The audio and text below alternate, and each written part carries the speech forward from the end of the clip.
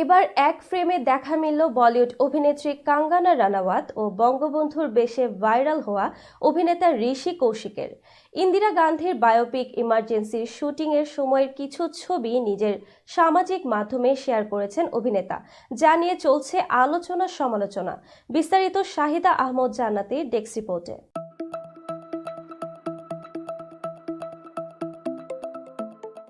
বলিউড অভিনেত্রী কঙ্গনা রনৌত গত 5 বছরে একাধিক চলচ্চিত্রে ব্যর্থতার সম্মুখীন হলেও সম্প্রতি মুক্তিপ্রাপ্ত ইমার্জেন্সি সিনেমার মাধ্যমে তিনি পুনরায় আলোচনায় এসেছেন।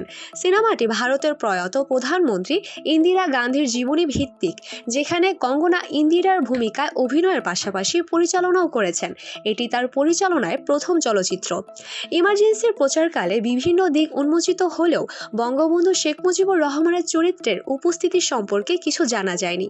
17 জানুয়ারি মুক্তির পর দর্শকরা আবিষ্কার করেন যে বঙ্গবন্ধুর চরিত্রে অভিনয় করেছেন পশ্চিমবঙ্গের অভিনেতা ঋষি কৌশিক। সামাজিক মাধ্যমে ঋষি কৌশিক একটি বিহাইন্ড দ্য সিন ছবি শেয়ার করেছেন, যেখানে কঙ্গনার সঙ্গে তাকে দেখা গেছে। ছবিটি দ্রুতই নেটিজেনদের নজর কেড়ে ভাইরাল হয়। আনন্দবাজারকে দেওয়া এক সাক্ষাৎকারে ঋষি কৌশিক জানান, আমি খুবই অবাক হয়েছিলাম, কারণ আমার চেহারার সঙ্গে শেখ মুজিবুর রহমানের চেহারার কোনো মিল নেই। 2022 সালে কঙ্গনার প্রযোজনা সংস্থা থেকে তার কিছু ছবি চাওয়া হয়। পরে তিনি জানতে পারেন যে বঙ্গবন্ধুর চরিত্রের জন্য তাকে নির্বাচন করা হয়েছে। লুক টেস্টের জন্য মুম্বাই গিয়ে মেকআপের পর নিজেকে চিনতে পারেননি তিনি। মেকআপ শিল্পীরাও জানান তারা বঙ্গবন্ধুর চেহারার সঙ্গে 90% মিলিয়ে দিয়েছেন। 2022 সালে ইমার্জেন্সি নির্মাণের ঘোষণা দেন কঙ্গনা।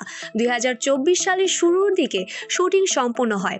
বিজেপির সংসদ সদস্য কঙ্গনা তার প্রতিপক্ষ রাজনৈতিক দল কংগ্রেসের নেত্রী ইন্দিরাকে কিভাবে উপস্থাপন করবেন তা নিয়ে দর্শকদের মধ্যে কৌতূহল ছিল। কঙ্গনা শুরু থেকেই বলেছেন, ইমার্জেন্সি কোনো বায়োপিক নয়, এটি একটি রাজনৈতিক সিনেমা। পটভূমি 1970 এর দশক, যখন ভারতে ইন্দিরা গান্ধী প্রধানমন্ত্রী ছিলেন।